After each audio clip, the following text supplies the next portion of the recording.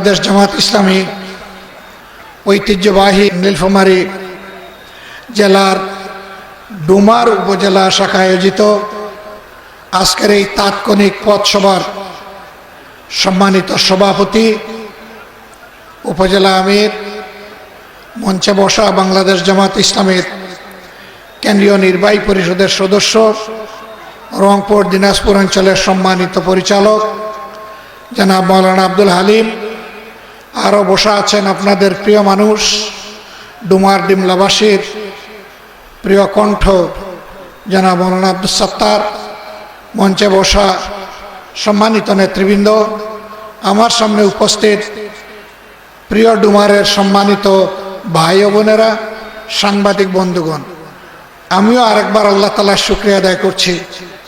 আজ থেকে 1 বছর আগে এ ধরনের একটি সমাবেশের কল্পনা আমরা করিনি। আল্লাহ তাআলা তার একান্ত মেহেরবানিতে বাংলাদেশের মানুষকে শ্বাসরুদ্ধকর অবস্থা থেকে মুক্তি দিয়েছে। 5ই আগস্ট গেল বছর অনেক রক্ত এবং জীবনের বিনিময়ে আমরা এই সাময়িক মুক্তি পেয়েছি। এই মুক্তিকে আমরা স্থায়ী মুক্তি হিসাবে দেখতে চাই।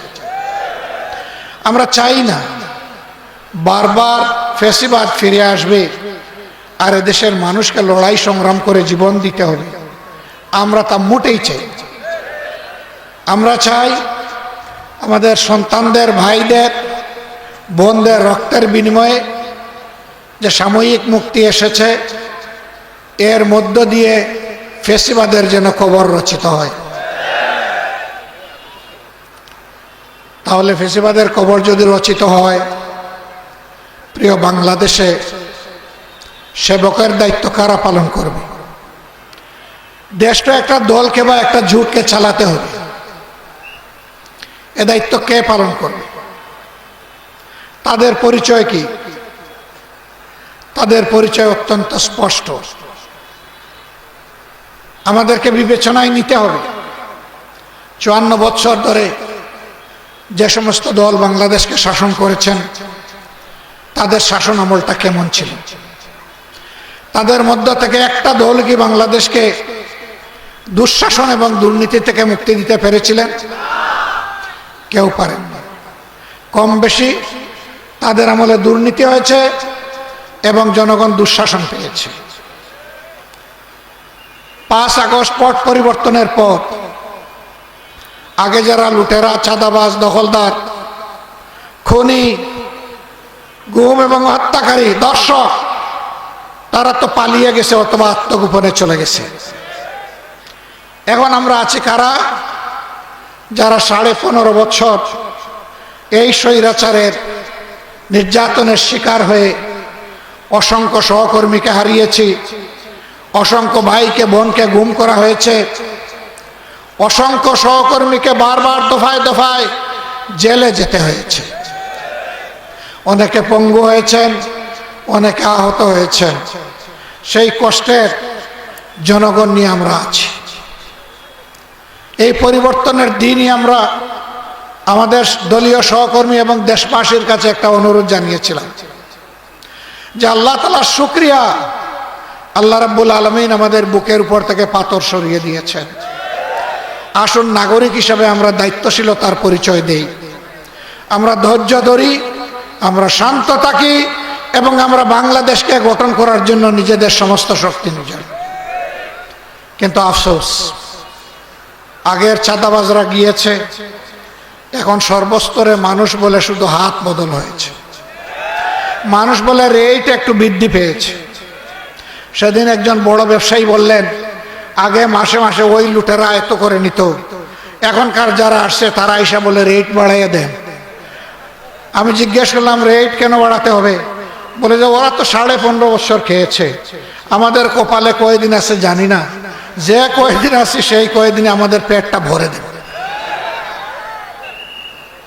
আচ্ছা, এটা একটা কথা হলো?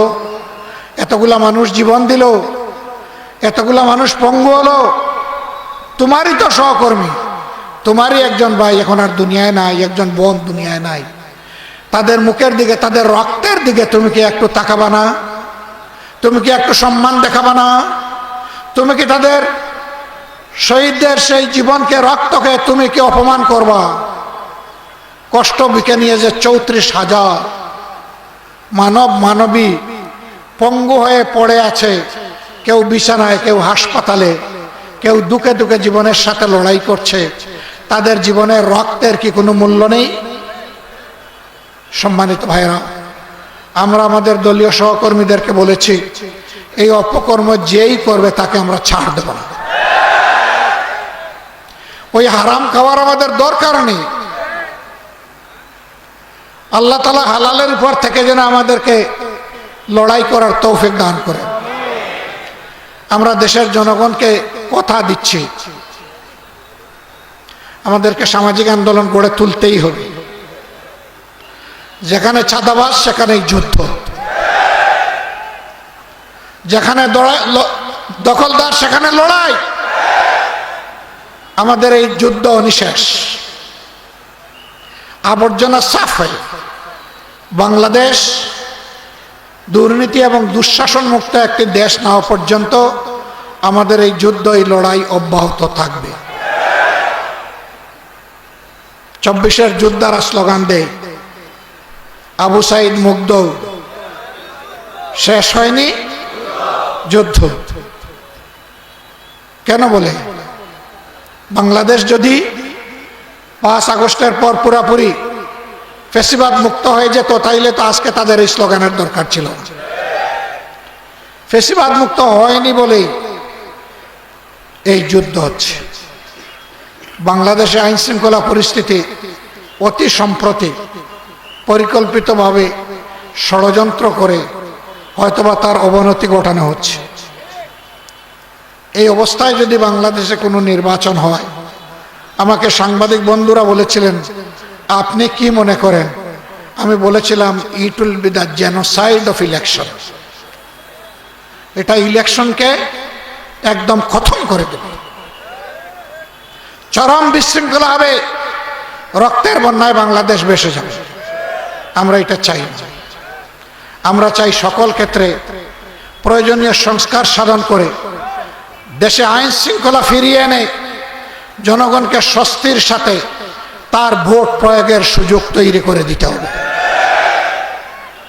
গত 15.5 বছরে যারা নতুন করে ভোটার হয়েছে, তাদের প্রত্যেককে ভোটার লিস্টে অন্তর্ভুক্ত করতে হবে। আওয়ামী লীগ যে 2.25 কোটি ফলস ভোটার তৈরি করে রেখেছিল, এদেরকে কেটে সাফ করতে হবে। যারা দুনিয়া থেকে বিদায় নিয়েছেন, তাদের নাম বাদ দিতে হবে। এবারকার এই আন্দোলনে প্রবাসী বাংলাদেশিরা সারা দুনিয়ায় আমাদের সাথে যুদ্ধ করেছে, তাদের প্রত্যেকের ভোট নিশ্চিত করতে হবে। এই কাজগুলা করেই একটা সুষ্ঠু নির্বাচনের দিকে যেতে হবে। তবে দৈনন্দিন জীবনে মানুষকে কিছু আইনগত, কিছু প্রশাসনিক সহায়তা নিতে হয়। এখন ইউনিয়ন পরিষদগুলো আওয়ামী লীগের ছিল, জোর করে ভাই ভাতিজা শালা সম্বন্ধিক মিলে তারা দখল করেছিল। এরা এখন পালিয়ে গেছে, মেম্বাররা পালিয়ে গেছে, চেয়ারম্যান নাই, মেম্বার নাই, মানুষ যাবে কার কাছে? প্রশাসক, এতগুলা মানুষের দায়িত্ব এই প্রশাসক নেবে, যাদেরকে জনগণ নিজেদের প্রতিনিধি মনে করে না, বরঞ্চ এরা ঘুষের রেট বাড়িয়ে দিয়ে মানুষকে আরো বেশি হয়রানি করছে। পৌরসভা ভেঙে দেওয়া হয়েছে, সেখানে কোনো নির্বাচিত জনপ্রতিনিধি নেই। সিটি কর্পোরেশন ভেঙে দেওয়া হয়েছে, সেখানে কোনো জনপ্রতিনিধি নেই। জেলা পরিষদ ভেঙে দেওয়া হয়েছে, উপজেলা পরিষদ ভেঙে দেওয়া হয়েছে, সেখানে কোনো জনপ্রতিনিধি নেই। প্রতিদিন মানুষের জনদুর্ভোগ হচ্ছে। আমাদের রাজনীতি জনগণের দুর্ভোগ বাড়ানোর জন্য নয়, আমাদের রাজনীতি দুর্ভোগ কমানোর জন্য। অতএব সকল যুক্তিতে স্থানীয় সরকার নির্বাচন অতি দ্রুত দিতে হবে। অবশ্যই জাতীয় নির্বাচনের জন্য গ্রহণযোগ্য সংস্কার হতে হবে, কারণ ওর মাধ্যমে সরকার গঠন হবে। এরাই দেশ চালাবে, দেশের নীতি পলিসি তৈরি করবে। এই জন্য আমার সহকর্মী বলেছেন, আমরা পিআর সিস্টেমের নির্বাচন চাই। যেই দল কাস্ট হওয়া বুটের যত পার্সেন্ট পাবে সেই দল সংসদে অতটা সিট পাবে। এতে কিছু ছোট দল আছে, তাদেরকে কারো করুণার পাত্র হতে হবে না। তারা যেটুকু পায় সেইটুকু নিয়েই তারা সংসদে কথা বলতে পারে। অনেক দল তার হয়তো এত সমর্থন নেই, কিন্তু সেই দলেও দেশকে দেওয়ার জন্য মগজ এবং মাথা থাকতে পারে। আমরা চাই তারা সংসদে গিয়ে কথা বলে। পিয়ার সিস্টেম না হলে দেখা যাচ্ছে একজন পেয়েছে 41% ভোট, আরেকজন পেয়েছে 40% ভোট। 41% পেয়ে 218 আসন, আর 40% পেয়ে মাত্র 70 আসন।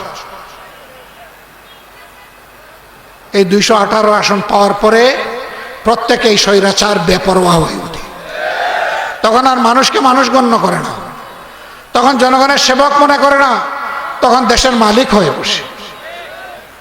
এই জন্য আমরা বলেছি বিশ্বের 62টি উন্নত দেশে এই পিয়ার সিস্টেমে নির্বাচন হয়, আমাদের দেশের সেই পিয়ার সিস্টেমে নির্বাচন হতে হবে। এতে যদি কেউ মন খারাপ করেন, বুঝতে হবে তাদের মতলব সুবিধাজনক নয়। আমরা আশা করি যুক্তিসঙ্গত এই দাবি তারা মেনে নেবেন। বিভিন্ন আসনে যখন নমিনি দেওয়া হয়, তখন পেশি শক্তি আর কালো টাকার বলে ভোটকে প্রভাবিত করে অযোগ্য সন্ত্রাসীরা অনেক জায়গায় তারা নির্বাচিত হয়ে আসে। সংসদের ভিতরে গিয়েছেন মহিলা, মাদেরকে আমি সম্মান করি, কারণ মায়েরা আমাদেরকে তাদের গর্ভে ধারণ করেছেন। কিন্তু একজন মহিলা গিয়েছেন, তিনি কিছুই পড়তে পারেন না, বলতে পারেন না। তার মেয়ে 1 পৃষ্ঠা কাগজ লিখে দিয়ে বলেছে, আম্মা তুমি এইটা বলিও, এইটা বললেই হবে। তিনি দাঁড়িয়ে কাঁপতেছেন। 17 মিনিটে 1 পৃষ্ঠা পড়েছেন, 1 পৃষ্ঠার মধ্যে 28টা ভুল করেছে। একজন সংসদ সদস্যের কাজ কি? একজন সংসদ সদস্যের কাজ হচ্ছে তিনি দেশের আইন রচনা করবেন। এখন বলেন, এরকম লোকেরা যদি সংসদ সদস্য হয়, তারা কি দেশের ভালো আইন তৈরি করার কোনো যোগ্যতা রাখে? রাখে না বলেই তো আমরা কালো আইনের কবলে পড়ে আমরা শেষ হয়ে যাচ্ছি। সম্মানিত ভাইয়েরা, এই দেশ আমাদের দেশ, দল ধর্ম নির্বিশেষে সকলের দেশ। আমরা একটা অহিংস বাংলাদেশ চাই, একটা মানবিক বাংলাদেশ চাই, একটা দুর্নীতিমুক্ত বাংলাদেশ চাই, একটা দুঃশাসন মুক্ত বাংলাদেশ চাই। আমরা বারবার বলে আসছি, আমরা এই দেশে কোনো মেজরিটি মাইনরিটি একেবারেই মানি না। এদেশে যারাই জন্মগ্রহণ করেছে তারা সবাই এদেশের মর্যাদাবান নাগরিক।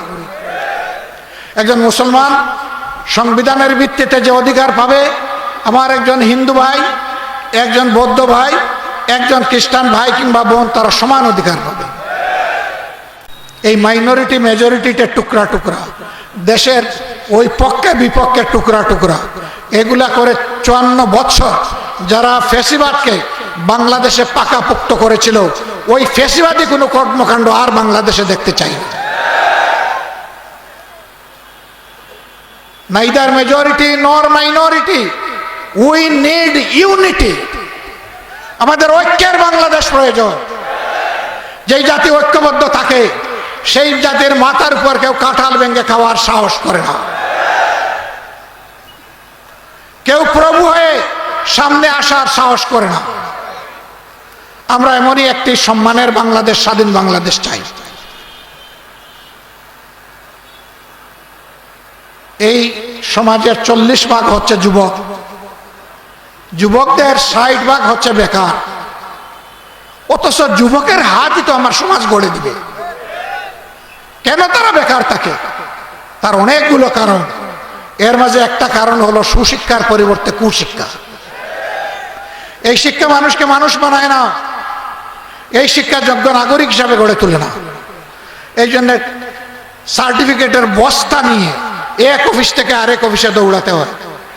আমরা যুব সমাজকে কথা দিচ্ছি, আল্লাহ যদি এই দেশ পরিচালনার দায়িত্ব আমাদেরকে দেন, ইনশাআল্লাহ নৈতিক শিক্ষার পাশাপাশি পেশাগত দক্ষ শিক্ষা তোমাদের হাতে এমনভাবে তুলে দেওয়া হবে, যেদিন তোমাদের শিক্ষার পাঠ শেষ হবে সেদিন তোমাদের হাতে যেমন সার্টিফিকেট আসবে, ঠিক তেমনি ভাবে চাকরির অফার লেটার তোমাদের হাতে চলে আসবে।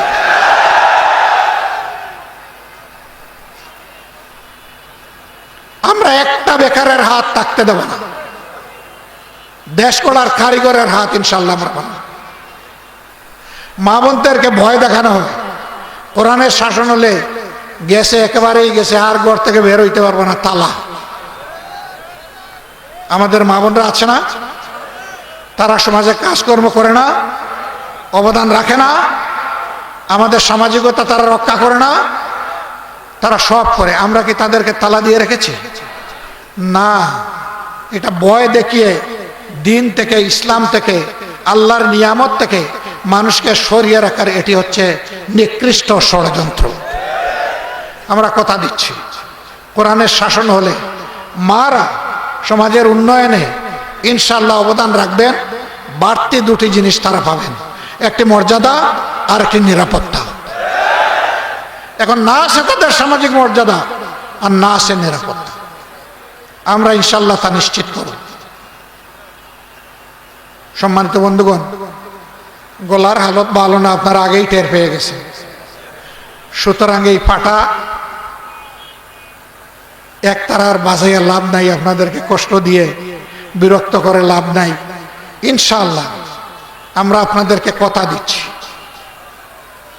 দুর্নীতি এবং দুঃশাসন মুক্ত বাংলাদেশ গড়তে গিয়ে জীবন যাবে ইনশাআল্লাহ। কিন্তু এটা থেকে পিছাবো না। কেউ মেহরবানি করে আমাদেরকে ভয় দেখাবেন না, আমাদের দিকে চোখ রাঙাবেন না। আপনারা ভয় দেখায় কোনো লাভ নাই। যে দলের নেতারা হাসতে হাসতে ফাঁসির পাটাতনের উপর দাঁড়াতে পারে, তাদেরকে ভয় দেখায় কোনো লাভ নেই। যে দলের নেতারা কখনো কোথাও কারো কাছে মাথা নত করেনি আল্লাহ ছাড়া, তাদেরকে ভয় দেখায় কোনো লাভ নেই। আমরা মাথা নত করবো শুধু আল্লাহ তাআলার কাছে, আর কারো কাছে। ইনশাআল্লাহ আমরা শুধু এই দলের লোকদের নয়, 18 কোটি মানুষের মাথা সোজা করে দাঁড়াবার একটা স্বপ্নের বাংলাদেশ গড়তে চাই। সেই বাংলাদেশ গড়ায় আপনাদেরকে আমরা একটু ভালোবাসা আপনাদের কাছ থেকে চাই। একটু ভালোবাসা আপনারা দিবেন? ধন্যবাদ আপনাদেরকে। আপনাদের সাহায্য চাইব, সমর্থন চাইব, দোয়া চাইব, সাথে চাইব, পাশে চাইব। আমাদের লড়াই আপনাদের জন্য, নিজের জন্য, 18 কোটি মানুষের জন্য, দুনিয়ায় কপাল কিসমত বাড়ানোর জন্য নয়। তার প্রমাণ হচ্ছে 5 তারিখের পরে বেপরোয়া হয়ে আমাদের কর্মীরা সমাজে কোনো বিশৃঙ্খলা সৃষ্টি করেননি।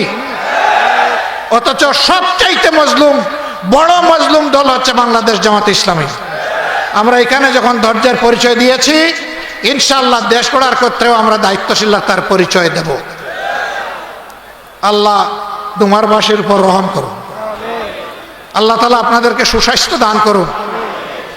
আগামীর দেশ মুক্তির সংগ্রামে আপনাদেরকে বীরের ভূমিকা পালন করার তৌফিক দান করুন।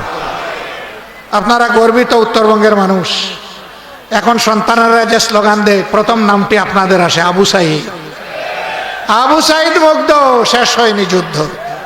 আবু সাঈদের নামটাই আগে আসে। অনেকে আবার শহীদদেরকে নিজের দলের দাবি করেন। ভাই, আমরা এই কাজ করব না। শহীদরা জাতীয় সম্পদ, আমরা দলের ভিত্তিতে তাদেরকে ভাগ করতে চাই না। এদেরকে আমরা মাথার উপর উঠে রাখতে চাই। আমরাই একমাত্র দল, আল্লাহর শুকরিয়া, প্রত্যেকটি শহীদ পরিবারে আমরা গিয়ে পৌঁছেছি এবং তাদের পাশে দাঁড়ানোর চেষ্টা করেছি। আমরা শহীদদেরকে নিয়ে রাজনীতি করতে চাই না, শহীদদেরকে আমাদের মাথার তাজ বানিয়ে রাখতে চাই।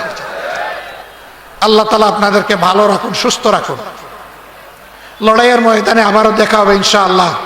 সেই লড়াই হবে মানবতার মুক্তির লড়াই, মানবিক বাংলাদেশ গড়ার লড়াই। আল্লাহ হাফেজ। বাংলাদেশ জিন্দাবাদ, বাংলাদেশ জামাতে ইসলামী জিন্দাবাদ। আসসালামু আলাইকুম ওয়া রাহমাতুল্লাহ।